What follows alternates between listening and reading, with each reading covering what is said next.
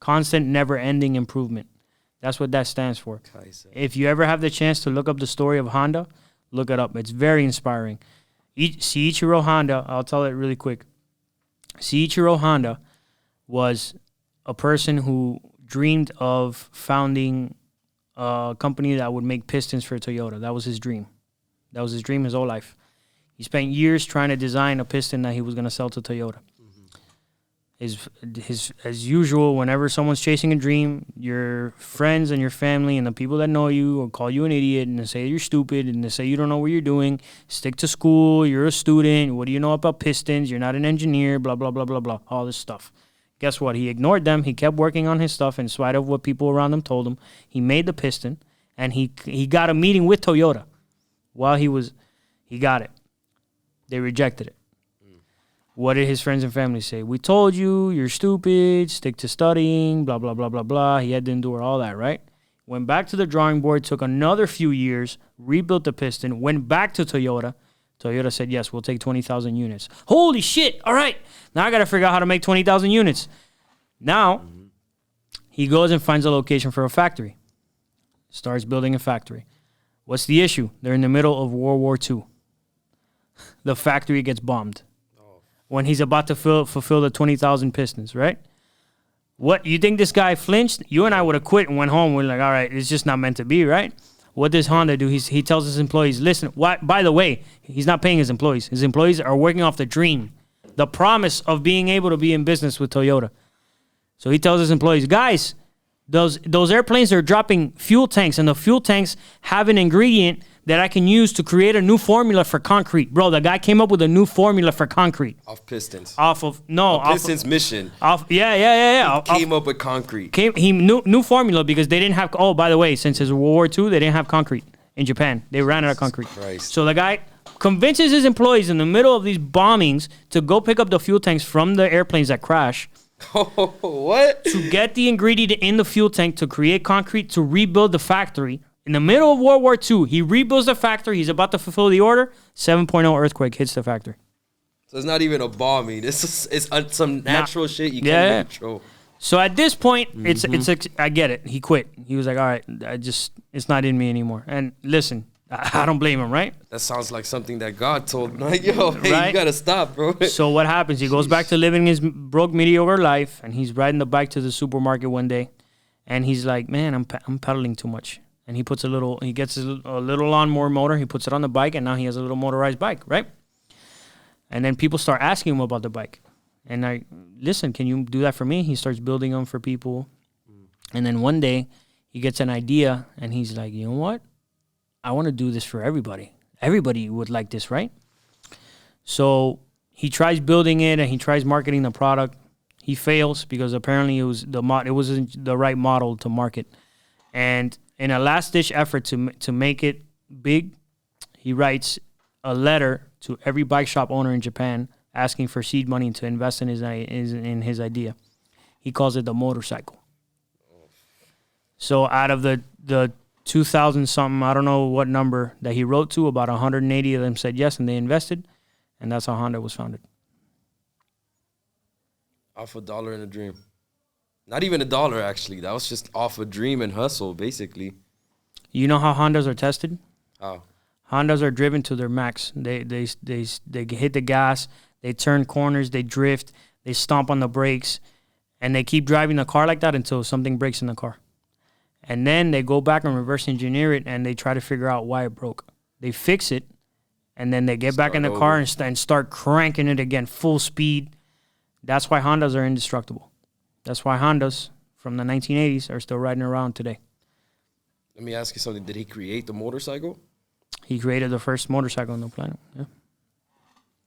Goat status. That story resonates because as a graphic designer, you're not talking to, that's any graphic designer. Like, that's literally like the struggle. You know what I'm saying? Like, go back to school, have a plan B. You know, everybody. Well, yeah. I feel like that's the artist curse, really, because even if you're a musician, like, I feel like it's just any field that's filled with competition, you know? Which is everything. Everything, right? Yeah, I mean, but like... No, but listen, competition is the best thing that'll ever happen to you. Competition forces you to get better. That's why I love the free market. That's why I love capitalism. I love competition, but what I'm talking about is how artists are seen in the society. There's so many of us that like the society sees us just like you contribute nothing to society. You know what I mean? Whereas if I was having a conversation with an Italian guy the other day, and he said that when he goes to Italy, the artists are seen as like, you know, the recorders of history, because at the end of the day, like we resonate what's around us, and just like comedians, like what they're talking about is a poke at how society is really doing at the time, you know? So they sort of see them as like entertainers, but also like what is going to be remembered in their time, that they, you know, what nostalgia is made out of. Oh, yeah. So in the US, like there's so many of us because we have so much freedom and so much like available to us that now there's not that many doctors and all that. I guess that's why it's seen like how it's seen. But there's so much stigma behind being an artist or something like that, that it's like, you know, it's sometimes harder to do it. But at the end of the day, if you stick to it, because I could tell you, I've told this to a lot of people, I don't know what else I'm good at other than art. I've been doing this for most of my life, you know, so I always stuck to it. So it came to a point that, like, I just got to the position I'm at where I'm like, all right, I'm a graphic designer, I'm employed, I'm full-time doing this. I don't need to look for clients to feed myself and pay my bills, you know, off of graphic design. But, bro, a year and a half ago, my parents were not telling me, hey, you're a good graphic designer, or hey, I'm glad you're following your dreams, you know? Like, it took me getting 20 an hour for my mom to, like, brag about what I do in my life. Because society is based on the success of if your success looks a certain way, then they'll celebrate you. If it looks different, you're made fun of and you're ridiculed. Exactly. So in my book, I call it the 4 stages of impossible. So first, they ignore you. You know, they don't even acknowledge what you're doing. They just think you're picking Playing up around. whatever you picked Your little game. as some temporary way to get your cheap thrill and get excited about life, and then you'll move on from that and jump onto something else. Yeah. So then the second thing they do is they laugh at you, right? So it goes from like non-acceptance to now ridicule.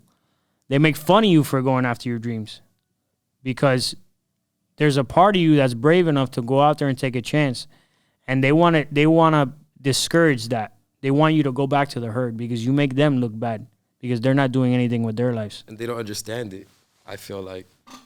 They do understand that. The issue is that they're cowards, and they want to be with the herd, and they don't want to take a chance. They don't want to take any risk. That. Yeah. So instead of being positive, which some people are, you know, we all have some positive people in life that encourage us. It's easier to be negative and tell you, oh, that's not possible. That's not going to happen. How many people does that work out for? Oh, slim to none, all that, right? And then there's a third stage. Once there's promise of you succeeding, now they fight you. Now they throw everything they got at you because you're about to hit the finish line. Yep. So they try to sue you. They try to physically threaten you with violence. They try to emotionally, like, whatever they can to fight you in tooth and nail. At this point, it's too late, though. Because you're already about to hit the finish line. So you don't even give a fuck anymore. You don't. And you're going to deal with some crazy adversity, though. You're going to deal with your finances are going to be attacked. Your character's going to come into question. That's when, you know, the people, if you got money, you got the cousins coming out of the woodwork saying you want money because of the idea you gave them 10 years ago or whatever. Like, that's when you deal with the craziness. And then what happens? You win. You finally win after you do all that. I call that the phases of impossible. That's a chapter in my book. Let me ask you something. What is your book about? Because I just came into contact with you, you know, like, explain to me, like, what is the Montana method? My way of life. It's my kung fu. It's my legacy. It's what I hope to pass on to the world. So in the introduction, I say that most people in life take a beating. And they just take a beating and become a victim and blame other people and circumstances. And that's not that. The Montana method is the opposite of that. It's the jiu-jitsu of life. And if you learn this and become a black belt in the way of life, in the Montana method, like I have, life takes on a whole different meaning. You're not a victim anymore. You're a captain of your ship. You're a total master of your circumstances, and life happens not to you but for you, because regardless of your circumstances, you figure it out because of your way of life, because of your way of being. Bob and weave with life, basically, just rolling with the punches. Because the punches come at everybody. The difference is, are you a great fighter or do you fight great?